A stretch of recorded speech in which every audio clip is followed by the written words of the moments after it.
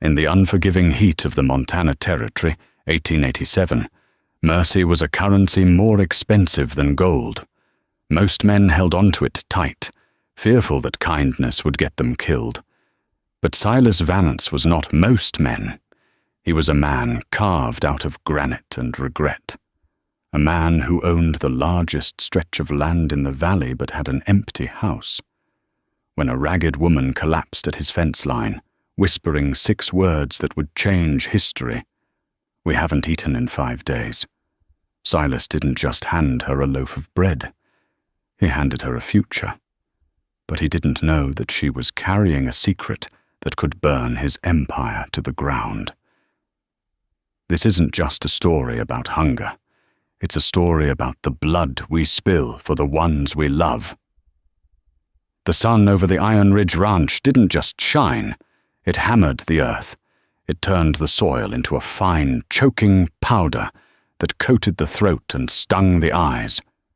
It was October 14th, 1887.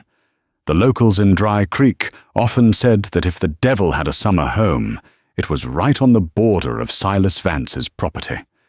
Silas Vance sat atop his black stallion, Obsidian, watching the horizon. At 45 years old, Silas was a man who looked like he had been chiseled from the very mountains he owned. He wore a dark duster coat, stained with the dust of 1,000 rides, and a wide-brimmed hat pulled low over eyes that were the color of cold steel. He was the wealthiest cattleman in the territory, but you wouldn't know it by looking at his hands. They were scarred, rough, and usually resting near the Colt 45 on his hip. He was checking the southern fence line, a stretch of barbed wire that separated his empire from the lawless scrubland beyond. That was when he saw it. A bundle of rags, or so he thought, caught on the bottom wire. Silas nudged Obsidian forward, the horse's hooves crunching on the dry sagebrush. As he got closer, the bundle moved. It wasn't trash. It was a woman. She was on her knees, her hands gripping the wooden fence post so hard her knuckles were white. Beside her, curled into a tight ball in the dirt, was a boy, no older than 7. Silas didn't dismount immediately. In this part of the country, a trap was more common than a tragedy. Bandits would often use women as bait to get a rich rancher off his horse. Silas scanned the ridgeline. Nothing but heat, shimmer, and rocks. He swung his leg over the saddle and dropped to the ground, his spurs jingling, a sound that usually sent men running. He walked up to the fence. The woman looked up.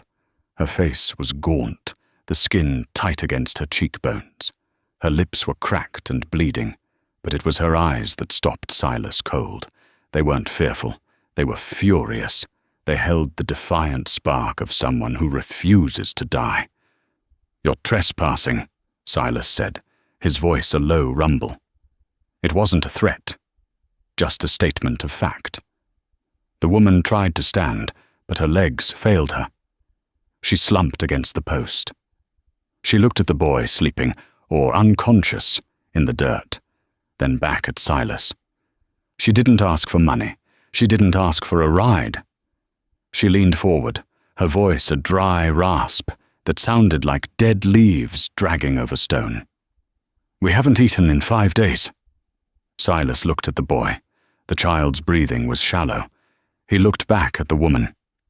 She was wearing a dress that had once been fine, perhaps blue, but was now grey with filth. Her boots were worn through to the toes. "What is your name?" Silas asked. "Clara," she whispered. "And this is Toby. If you're going to shoot us for crossing your wire, do it. But don't wake the boy." Silas felt a strange sensation in his chest, a tightening he hadn't felt since the day they lowered his wife, Martha, into the ground 10 years ago. It was pity, mixed with respect. He reached into his saddlebag. He didn't pull out a gun. He pulled out a canteen and a cloth-wrapped parcel containing sourdough biscuits and dried beef. He uncorked the canteen and held it through the wire. Clara didn't grab it. She stared at it, suspicious, Drink, Silas commanded, before the boy dies of thirst.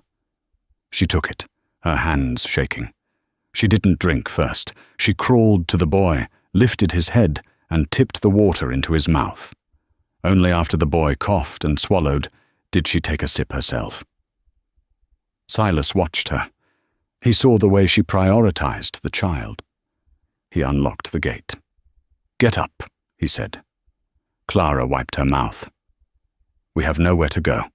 We were heading to Bozeman, but the wagon wheel broke 3 days back. The horse died yesterday." "I didn't ask where you were going," Silas said, mounting his horse. He reached a hand down. "I said, get up. You can't stay here. The coyotes will pick your bones clean by sunset." Clara hesitated. She looked at the massive man, the gun on his hip, the hardness of his face. Then she looked at Toby. She had no choice. She lifted the boy, who was light as a feather from starvation, and handed him up to Silas.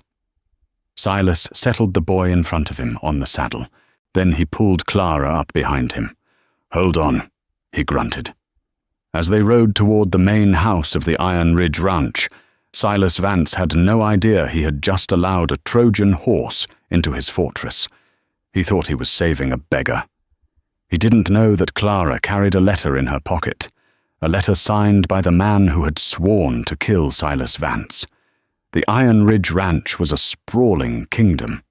The main house was a 2-story structure made of timber and stone, with a wraparound porch that overlooked the valley. To a starving woman, it must have looked like a castle. When Silas rode into the yard, the activity stopped. Ranch hands paused in their work. The blacksmith dropped his hammer. The foreman, a man named Jedediah Holt, spat a stream of tobacco juice into the dust and narrowed his eyes. Jedediah was a weasel of a man, thin but wiry, with a loyalty to Silas that bordered on obsession. He didn't like strangers. Silas halted the horse near the porch. "Mrs. Higgins," he bellowed. The front door swung open, and an elderly woman with a stern face and a white apron bustled out. She stopped when she saw the passengers. "Lord have mercy," Mrs. Higgins gasped. "Take the boy inside," Silas ordered, handing the sleeping Toby down to the housekeeper. "Get him broth, not solid food yet, and get a bath drawn." Clara slid off the back of the horse, her legs wobbling. She nearly fell, but Silas caught her by the arm.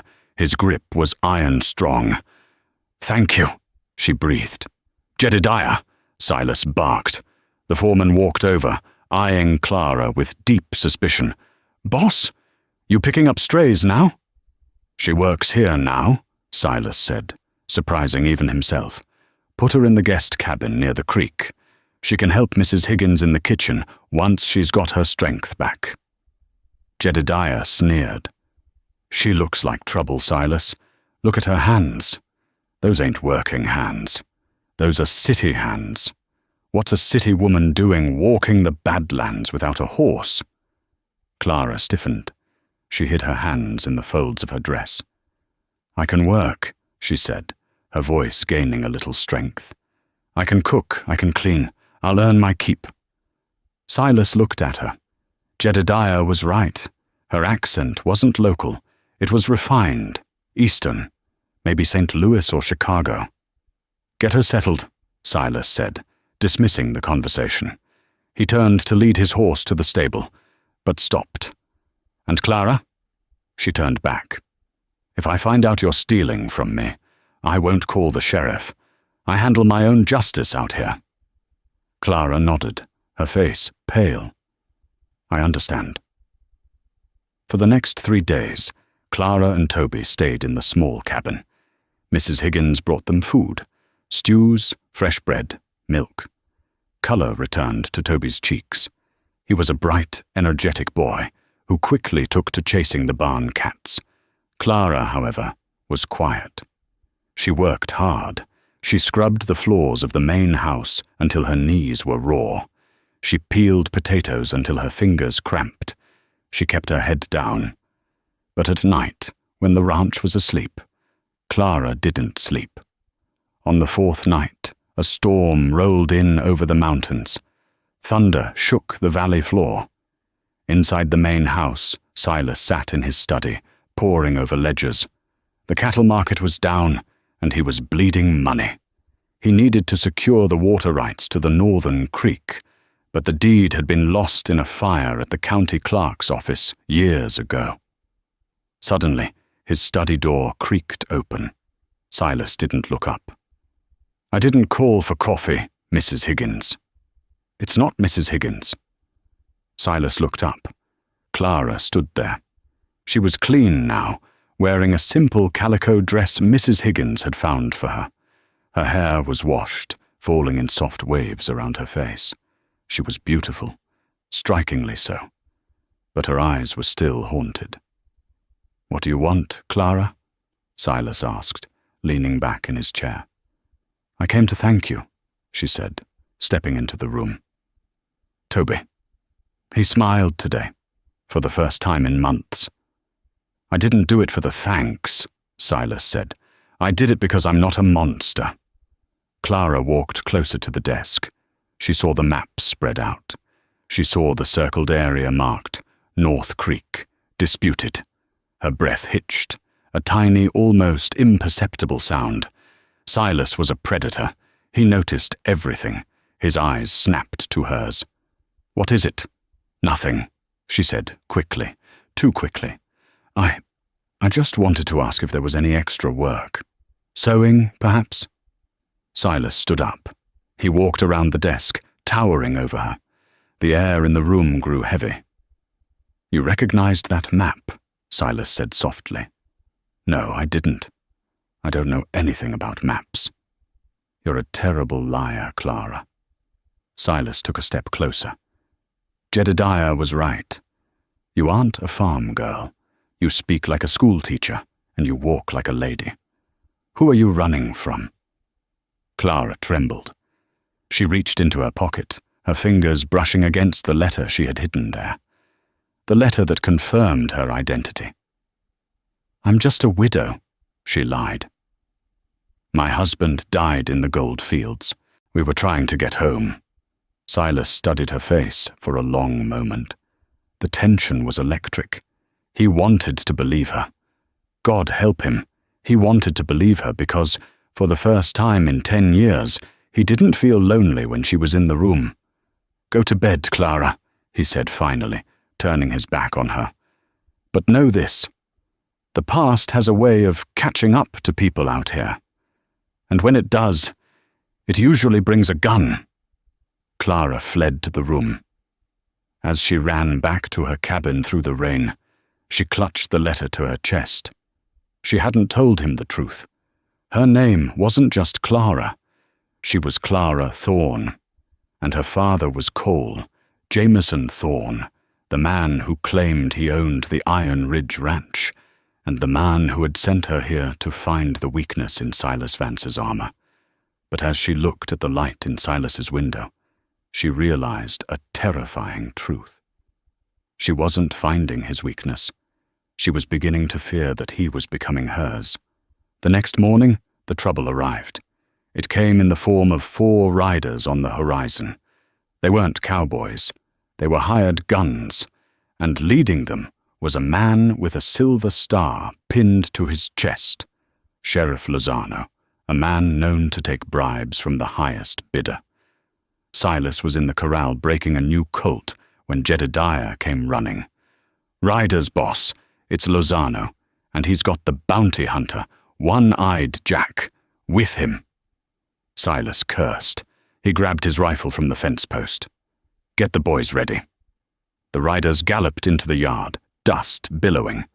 Sheriff Lozano, a pot-bellied man with a greasy mustache, smiled down at Silas. "Morning, Mr. Vance," Lozano said. "Get off my land, Lozano," Silas warned, cocking the rifle. Now. No need for violence. We're just looking for a fugitive, a woman. Goes by the name of Clara. Stole a significant amount of bearer bonds from a bank in Denver, and she kidnapped a boy." Silas felt the blood freeze in his veins. He didn't look at the cabin where Clara was hiding. He kept his eyes on the sheriff. "No woman here," Silas lied. "Is that so?" Lozano grinned. "Then you won't mind if we take a look around." At that moment, the door to the guest cabin opened. Toby ran out, chasing a ball. "Toby, no!" Clara screamed, running after him. Lozano's eyes lit up.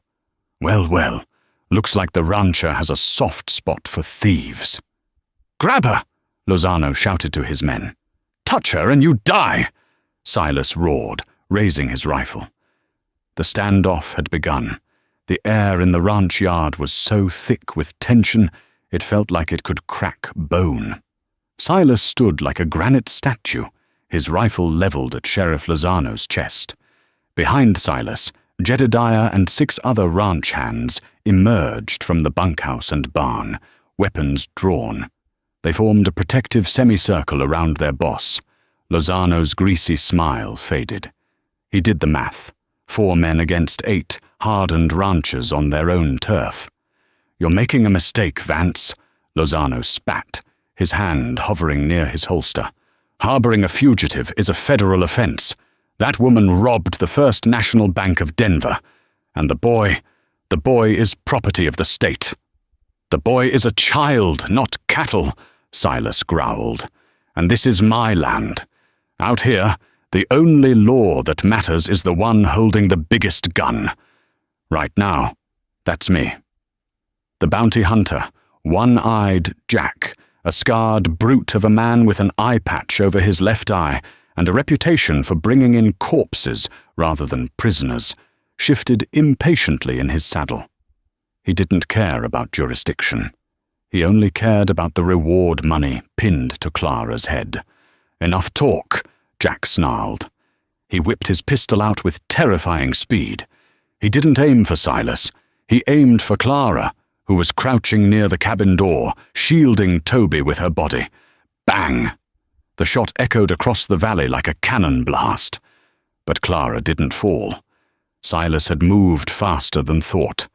He fired his rifle from the hip. His bullet didn't hit Jack. It hit the bounty hunter's revolver, shattering the metal in his hand. Jack howled in pain, dropping the ruined gun as blood welled from his fingers. His horse reared violently, dumping him into the dirt. "Next one goes between your eyes," Silas said, his voice terrifyingly calm as he levered another round into the chamber of his Winchester. Jedediah and the hands stepped forward, hammers clicking back on their revolvers. The sound was like a rattlesnake warning. Sheriff Lozano looked at his screaming bounty hunter in the dirt, then back at the wall of guns facing him. He raised his hands slowly. "All right, Vance, you win today," Lozano said, his voice shaking with suppressed rage. "Get your man, Jack. We're leaving." Jack scrambled to his feet, cradling his mangled hand, glaring hatefully at Silas. He remounted awkwardly. Lozano turned his horse, but looked back over his shoulder. "Don't think this is over, Silas. I'm going back to town to wire the U.S. Marshal. By this time tomorrow, I'll have 50 men out here. We'll burn this ranch to the ground to get her." Silas didn't blink. "Bring 'em. I've got plenty of ammunition." The 4 riders thundered out of the yard, leaving a trail of dust and the metallic scent of blood in the air. Silas didn't relax until they were mere specks on the horizon. He lowered his rifle and turned to where Clara was huddled with Toby. She was shaking violently, her face buried in the boy's neck. "Jedediah," Silas commanded, "post guards at the north ridge and the canyon entrance. If you see dust, shoot first." He walked over to Clara, holstering his rifle. He reached down and pulled her to her feet, perhaps a little rougher than he intended. His adrenaline was still spiking. "Inside, now," he ordered. He led her not to the cabin, but into the main house, straight into his study. He slammed the door behind them, cutting off the murmurs of the ranch hands outside. Silas pointed a finger at her, his blue eyes blazing. "Lozano is a snake, but he's not a liar when it comes to the law. Bank robbery, kidnapping. You have 5 seconds to tell me the truth before I drag you to town myself." Clara stood against the wall, cornered. The lie she had lived for weeks was crumbling, but she couldn't tell him the whole truth, that she was Clara Thorne, daughter of his arch-rival. That would get her killed. She had to give him a truth he could accept. "It wasn't robbery," she cried, tears finally spilling over. "It was my money, my dowry, my late husband's family. They tried to keep it all. They left me with nothing." "And the boy?" Silas pressed, stepping closer. "Who did you kidnap him from?" "His grandfather," she whispered, looking down at the floor. "A cruel, powerful man in Denver. He wanted to take Toby away from me, to raise him in his own image, to turn him into a monster. I couldn't let that happen. I grabbed Toby and the bonds from the safe, and I ran." She looked up at Silas, her eyes pleading. "I may be a thief in the eyes of the law, Silas, but I am a mother first. I would burn down the world to keep my son safe. Wouldn't you?" Silas stared at her. He saw the raw desperation in her face. It mirrored the feeling he'd had 10 years ago, sitting by Martha's bedside as the fever took her, wishing he could fight death with a gun. He believed her. He didn't want to, but he did. "Who is the grandfather?" Silas asked quietly. Clara hesitated. This was the precipice. "It doesn't matter. He's powerful, and he won't stop." Silas walked to the window, looking out at his sprawling land. He knew what was coming, a siege, a war. He should turn her over. It was the smart business move. It was the only way to save Iron Ridge. But then he thought of Toby's laugh. He thought of the way Clara looked at him when she thought he wasn't noticing. He turned back to her. "You stay in the main house from now on. You and the boy. No one goes outside the perimeter without my say-so." Clara let out a shaky breath. "You believe me?" "Doesn't matter what I believe," Silas grunted, walking past her to the liquor cabinet. He poured himself a stiff whiskey. "Lozano shot up my yard and threatened my land. Now it's personal." He downed the drink. "Get some rest, Clara. Tomorrow, the war starts." 3 days passed. The world outside the barbed wire fences of the Iron Ridge Ranch ceased to exist. Sheriff Lozano made good on his threat, though the U.S. Marshals hadn't arrived yet. Instead, Lozano had hired every drifter, outlaw, and desperate gunman within 100 miles of Dry Creek. They set up camps just beyond rifle range, circling the ranch like vultures, waiting for an animal to die. At night, their campfires dotted the darkness, a constant reminder of the noose tightening around Silas's empire. Lozano cut the road to town. No supply wagons could get in.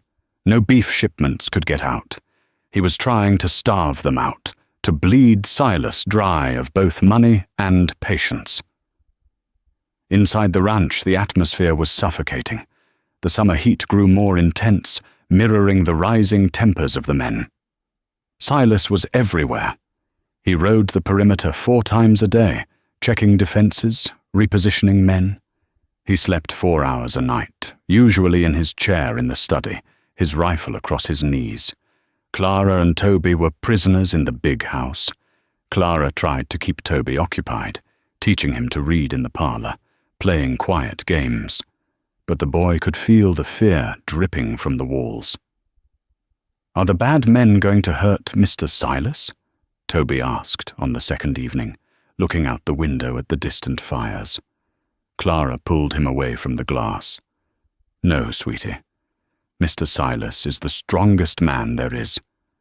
Nothing is going to hurt him." She prayed she wasn't lying. The real danger, however, wasn't just outside the fence. It was brewing in the bunkhouse.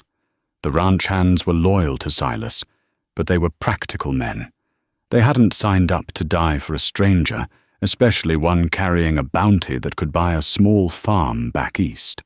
The ringleader of the discontent was a man named Elroy.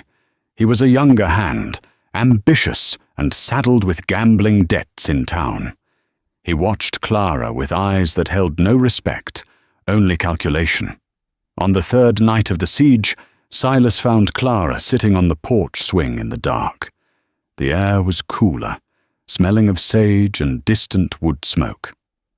Silas sat on the railing nearby, lighting a cheroot. The flare of the match illuminated his tired face. "You should be asleep," he said. "I can't sleep," Clara replied quietly. "Every time I close my eyes, I see Jack's gun pointed at Toby." They sat in silence for a long moment. The crickets chirped in the darkness. "Why are you doing this, Silas?" she asked suddenly. "You could lose everything. Why risk your life, your ranch, for us?" Silas took a long drag of the cheroot, exhaling smoke towards the stars. "This ranch, it's just dirt and cows, Clara. Before you came, it was just a place I was waiting to die in." He looked at her, his eyes surprisingly gentle in the dim light. "My wife, Martha. We built this place together. When she died, the silence in this house was louder than any gunshot. I filled it with work, with money, but it remained empty." He leaned forward slightly. "When I saw you at that fence line, you were fighting so hard just for one more day of life for that boy. It woke something up in me. I realized I hadn't been fighting for anything real in 10 years. Clara's heart ached. She reached out tentatively and covered his scarred hand on the railing with her own soft one. The contrast was stark. "I'm so sorry, Silas," she whispered. The guilt of her deception was a physical weight in her chest. She was falling in love with the man she was sent to destroy. He didn't pull his hand away. For a moment, the hardened rancher and the runaway spy just sat there, connected by touch in the midst of a siege. "Go inside, Clara," he said softly, but not unkindly. Clara withdrew her hand and went inside, her heart in turmoil. Silas finished his smoke, a new resolve hardening in his gut. He would protect them, no matter the cost. He didn't know the cost was about to go up. Later that night, around 2 a.m., the ranch was dead quiet. Silas was dozing in his study. A shadow detached itself from the bunkhouse and crept toward the main house. It was Elroy. He had a length of rope coiled over his shoulder and a rag soaked in chloroform in his pocket.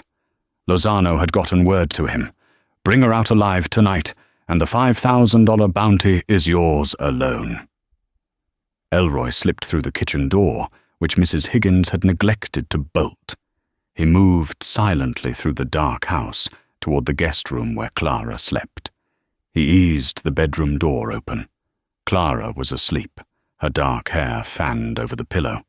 Elroy crept closer, pulling the chloroform rag from his pocket. He needed to knock her out quickly, tie her up, and get her to the south fence line where Lozano's men were waiting. He leaned over the bed. Clara's eyes snapped open. Instinct took over. She opened her mouth to scream, and Elroy jammed the foul-smelling rag over her face. She thrashed wildly, kicking at the blankets. The chloroform stung her nose and throat. The room began to spin, but she wasn't alone in the room. Toby, sleeping in the small cot nearby, woke up to the sounds of struggle. He saw the dark shape of a man attacking his mother.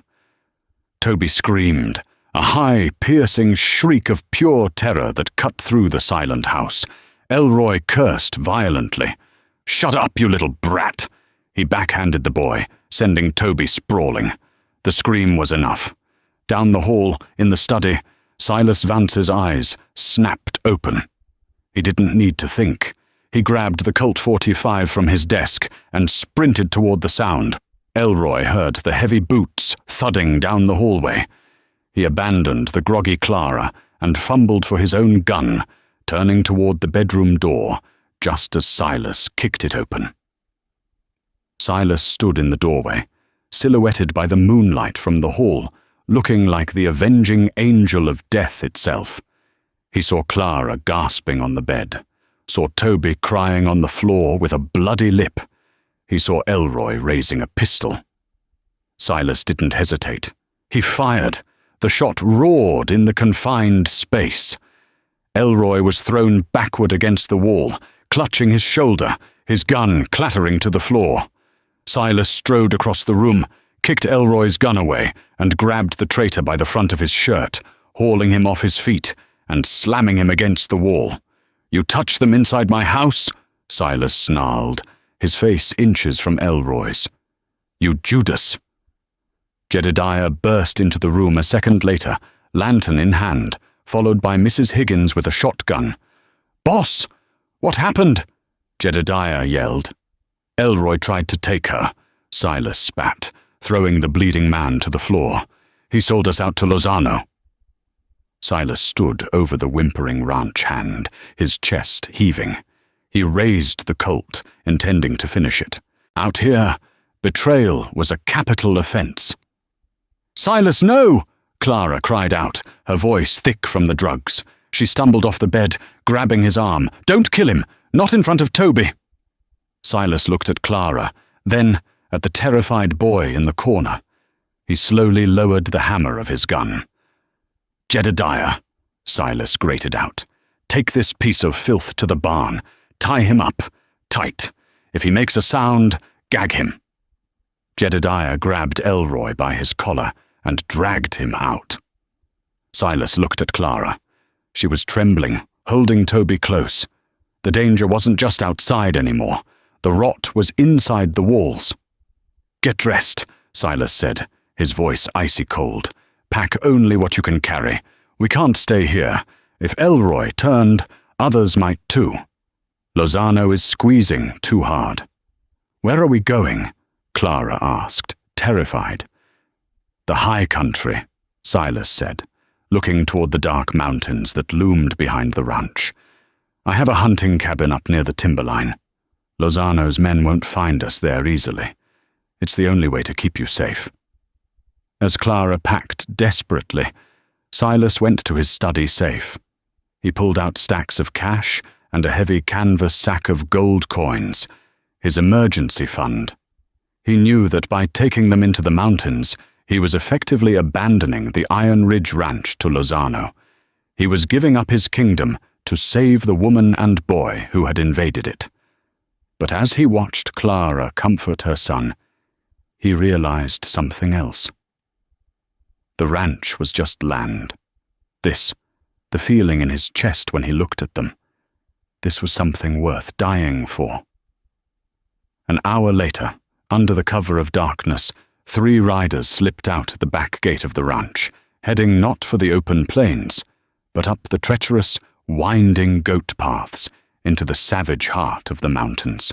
Silas Vance was on the run, leaving his past behind, riding straight into a future that was more dangerous than any gunfight. Because up in those mountains, there were no walls, no laws, and the secrets Clara was carrying were about to get much heavier. The higher they climbed, the thinner the air became.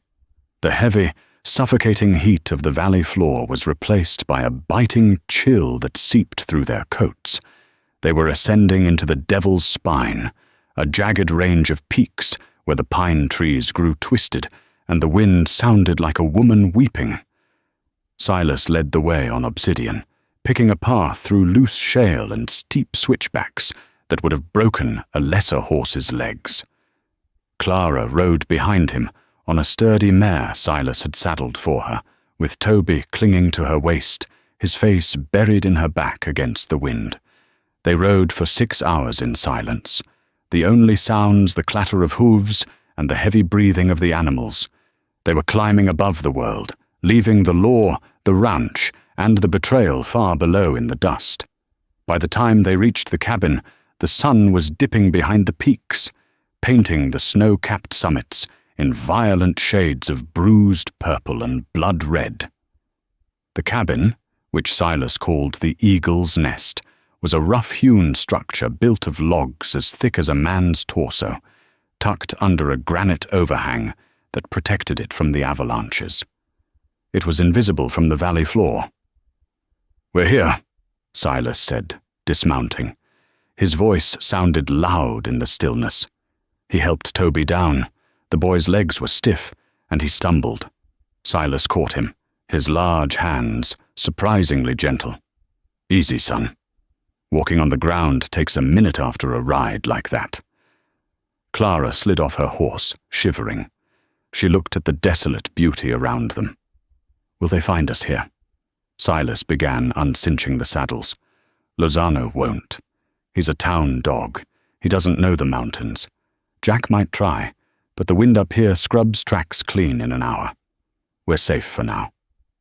For the next 2 days, they existed in a strange, suspended reality.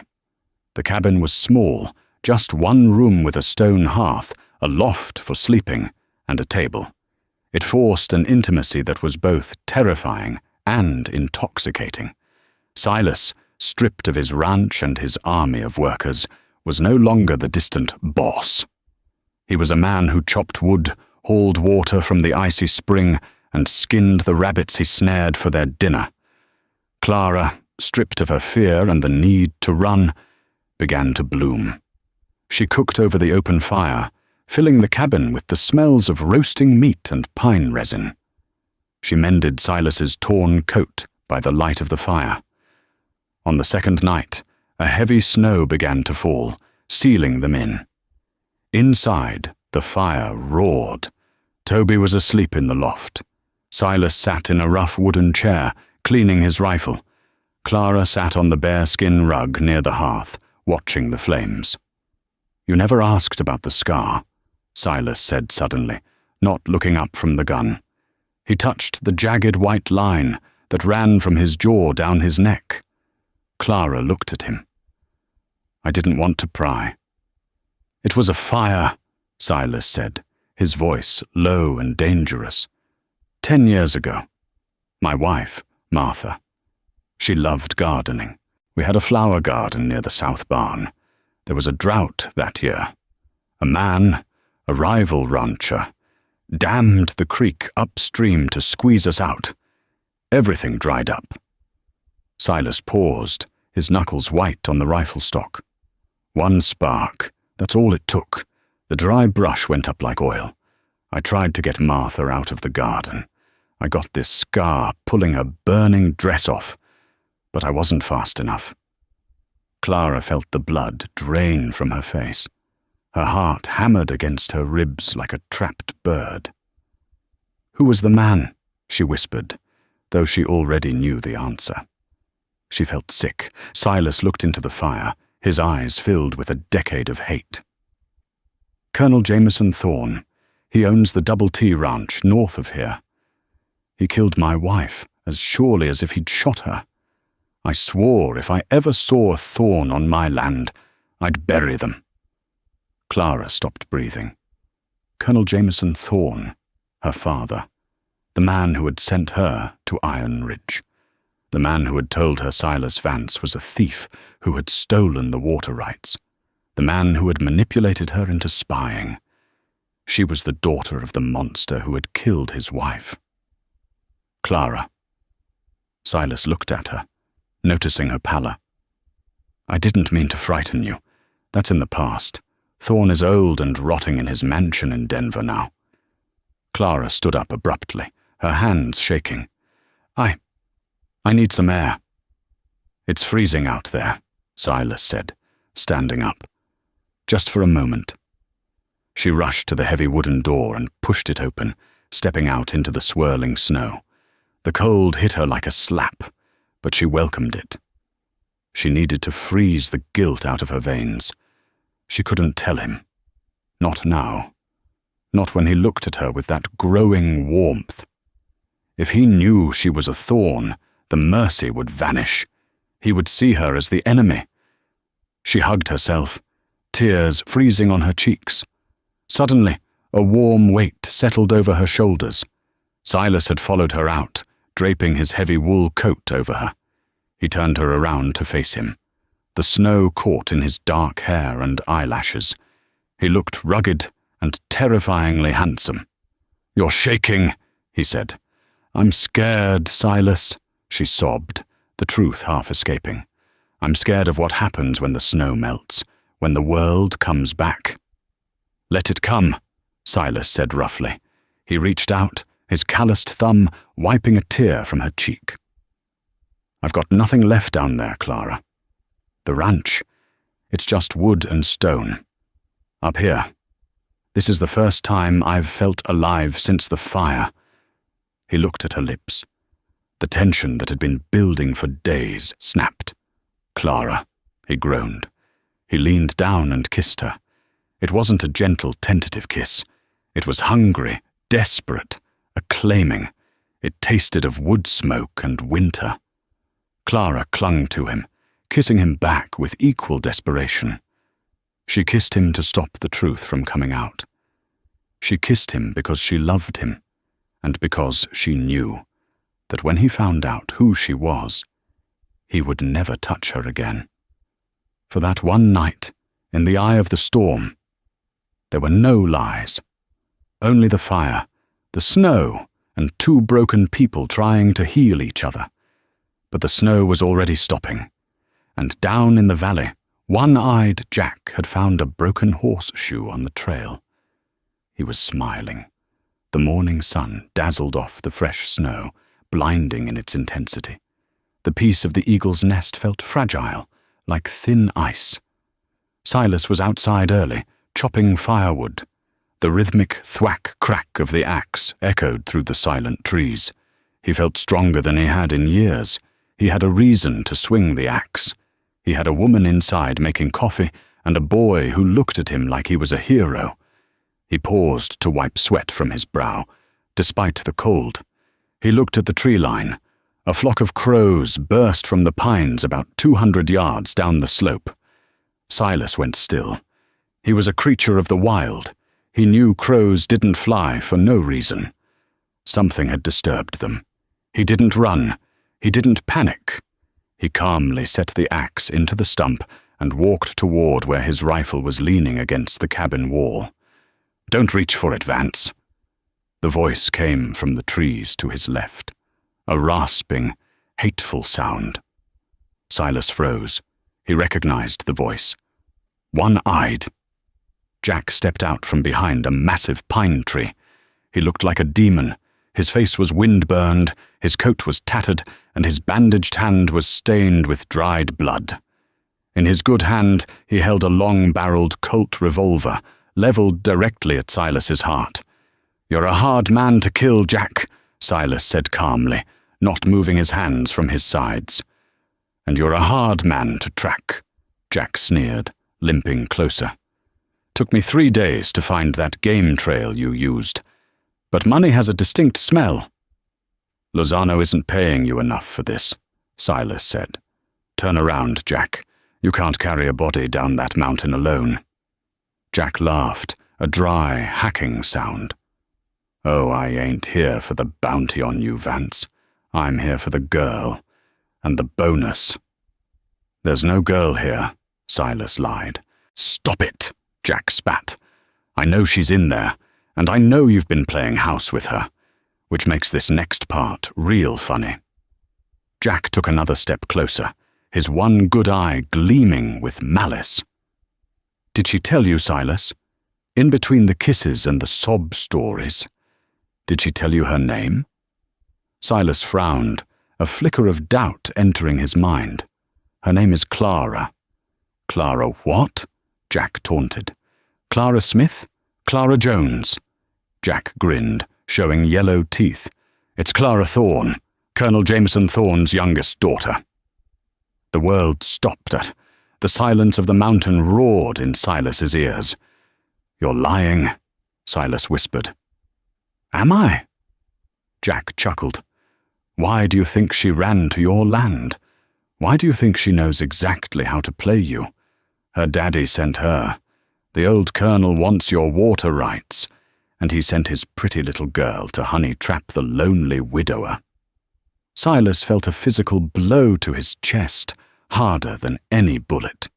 The memories of the last few days, her hesitation, her questions about the map, her fear when he mentioned the fire, it all clicked into place like a jagged puzzle. The cabin door creaked open. "Silas." Clara stepped out, holding a mug of coffee. She froze when she saw Jack. Jack didn't look at her. He kept his gun on Silas. "Tell him, darling. Tell him who your daddy is." Clara's cup dropped into the snow, the brown liquid staining the white. She looked at Silas, her eyes wide with terror. She saw the look on his face, the transformation from lover to stranger. "Silas," she choked out, "let me explain." "Is it true?" Silas asked. His voice was dead. No anger, just ash. "Silas, please." "Is it true?" he roared, the sound echoing off the cliffs. "Yes," she screamed, sobbing. "But I didn't know. I didn't know about the fire. I didn't know what he did to Martha. I ran away because I fell in love with you." "Touching," Jack mocked. "Truly. Now step away from him, Miss Thorne. I'm taking you back to Daddy. He's very worried about his investment." Jack shifted his aim slightly towards Clara to usher her forward. That was his mistake. Silas didn't care if he lived or died anymore. The pain in his heart demanded blood. As Jack's eyes flickered to Clara, Silas pulled a throwing knife from his boot, a backup weapon he always carried. With a roar of pure rage, he hurled it. It wasn't a clean throw. It didn't hit Jack's heart. It buried itself deep in Jack's shoulder, the gun arm. Jack screamed and fired blindly. The bullet kicked up snow inches from Silas's leg. Silas charged. He covered the 20 feet between them like a grizzly bear. He tackled Jack into the snow, his hands finding the bounty hunter's throat. Jack clawed at Silas's face, gouging at his eyes. But Silas didn't feel it. He squeezed. He squeezed for the lies. He squeezed for Martha. He squeezed for the woman he had loved for 3 days, who turned out to be a ghost. "Silas! Stop! You'll kill him!" Clara was pulling at his shoulders. Silas blinked, the red haze clearing. Jack was purple, gasping for air, unconscious but alive. Silas let go. He stood up, breathing heavily, his hands shaking. He looked down at the broken man in the snow. Then he turned to Clara. She reached for him. "Silas, thank God. Are you hurt?" He stepped back. He looked at her as if she were a rattlesnake. "Don't," he said. "Silas, listen to me," she pleaded, tears streaming down her face. "I was sent to spy, yes, but I stopped. I never sent the letters. I never told him anything. I love you." "Love?" Silas laughed, a bitter, broken sound. "You are the blood of the man who burned my wife alive. You are poison, Clara. Every word out of your mouth has been a lie." "Toby isn't a lie," she cried. "Us, we aren't a lie." Silas turned his back on her. He stared out at the vast, cold mountains. He felt colder than he ever had in his life. "Pack your things," he said. His voice was devoid of emotion. "What?" "Pack your things, take the mare, take the boy." Where are we supposed to go?" she whispered. Silas turned his head slightly, but didn't look her in the eye. "South, there's a pass that leads to Wyoming. Go there. Disappear." "You're kicking us out?" "I should kill you," Silas said, the words tasting like bile, "for what your family did. But I promised to save the boy, so go, before I change my mind." Clara stood there, shattered. She realized there was no fixing this. The wound was too old, too deep. She went inside. 10 minutes later, she came out with Toby. The boy looked confused, sensing the terrible tension. "Mr. Silas?" Toby asked. "Are you coming?" Silas didn't answer. He didn't turn around. Clara mounted the horse, pulling Toby up. She looked at Silas's broad back one last time. "I love you, Silas Vance. That is the only truth that matters." She turned the horse and rode toward the southern pass, disappearing into the tree line. Silas stood alone in the snow. He looked down at the unconscious Jack. He looked at the empty cabin. He fell to his knees in the snow and let out a scream of anguish that echoed until it faded into silence. But the story wasn't over, because Jack hadn't come alone. And as Silas knelt there, broken, he didn't see the glint of sun on a spyglass from the ridge above. Colonel Thorne had arrived, and he had brought the U.S. cavalry. Silas didn't even have time to reach for his rifle. The sharp crack of a warning shot splintered the wood of the doorframe, sending slivers of pine raining down onto the snow. He froze, his hand inches from the Winchester. "Don't be a fool, Vance!" A voice boomed from the ridge above, echoing off the granite cliffs like the voice of judgment itself. "We have the high ground, and we have the girl." Silas looked up. His heart, which he thought had turned to ice moments ago when he banished Clara, shattered in his chest. Riders descended from the tree line like a landslide of dark wool and steel. There were 20 of them, U.S. cavalry soldiers in blue coats, their carbines leveled at the cabin. Leading them on a white stallion was Colonel Jameson Thorne. He looked every inch the war hero, straight-backed, silver-haired, with eyes like frozen coins. Flanking him were 2 soldiers dragging a struggling Clara and a terrified Toby. They had intercepted her before she could even reach the pass. "Let them go," Silas growled, stepping out into the open, his hands raised but his eyes murderous. "This is between you and me, Thorne." Thorne chuckled, a dry sound like boots crushing dead leaves. He dismounted stiffly and signaled his men. "Bring him inside.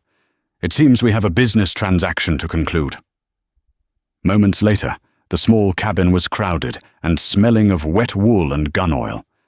Silas was bound to a chair in the center of the room. Clara and Toby were huddled in the corner, guarded by a young corporal. Thorne sat opposite Silas at the rough-hewn table, placing a single sheet of paper between them. "The deed to the water rights," Thorne said softly, smoothing the paper. "Transfer the Iron Ridge Ranch to the Thorne estate. Do that, and you hang for the bank robbery, but the girl and the boy live." Silas strained against the ropes, blood trickling from a cut on his lip where a soldier had struck him. "I didn't rob a bank." "History is written by the winners, Mr. Vance." Thorne smiled, the expression not reaching his eyes. "By tomorrow the papers will say you kidnapped my poor daughter and forced her to steal from her own family. I will be the grieving grandfather, and you will be the villain." Silas looked at Clara. She was weeping silently, her hands over Toby's ears to shield him from the threats. "Why?" Silas asked, his voice rasping. "You have money. You have land. Why destroy me?" Thorne leaned forward, and for a second the mask of the gentleman slipped, revealing the rot underneath. "Because you defied me. 10 years ago, you refused to sell. No one says no to me. I burned your wife to teach you a lesson, and yet you stayed. You are a weed, Vance, and I am the gardener." The room went deathly silent. Silas looked at Clara. The shock on her face was genuine. She hadn't known. She truly hadn't known her father was a murderer. "If I sign," Silas said, looking back at Thorne, "you let them go. Truly. They walk out that door and ride to Wyoming. You have my word as an officer," Thorne lied. Silas didn't believe him, but he had no choice. He nodded to the guard, who untied his right hand. Silas picked up the quill. He looked at the paper. The land he had bled for. The land Martha had died for. But then he looked at Toby. He signed his name. Silas Vance. "Done," Silas said, dropping the quill. "Now let them go." Thorne picked up the deed, blowing on the ink. He folded it neatly into his breast pocket. Then, with a sigh of mock regret, he pulled a small Derringer pistol from his vest. "You are a naive man, Silas," Thorn whispered. "I can't let them go. Clara knows too much. And the boy is my heir. I can't have him raised by a traitor." Thorn turned the gun toward Clara. "No!" Silas roared. The adrenaline of a dying man is a terrifying force. Silas threw his weight backward, tipping the heavy log chair over and smashing it into the legs of the soldier behind him. The soldier's rifle went off, the bullet punching a hole in the roof. Chaos erupted. Clara, fueled by a mother's rage, grabbed a heavy iron skillet from the hearth and swung it with both hands, cracking it against the guard's knee. He went down, screaming. Silas wrestled his hands free from the loosened ropes. He didn't look for a weapon. He charged Thorn just as the colonel fired. The bullet grazed Silas's ribs, a line of liquid fire, but Silas didn't stop. He slammed into the old man, driving him into the wall. "Kill him!" Thorn shrieked to his men outside. The door burst open. 3 soldiers rushed in, rifles raised. Silas spun Thorn around, locking his forearm under the colonel's chin and pressing Thorn's own derringer against the old man's temple. "Back off!" Silas yelled. "Drop the guns or the colonel dies!" The soldiers froze. They looked at their commander, whose face was purpling. "Shoot him!" Thorn gasped, his eyes bulging. "Shoot through me if you have to. Kill them all." The command hung in the air. The soldiers looked at each other. They were men of duty, not butchers. They lowered their rifles. Silas looked at Clara. "Get their guns." She moved instantly, gathering the weapons. Silas shoved Thorn to the floor. The old man gasped, clutching his throat. The deed fell out of his pocket.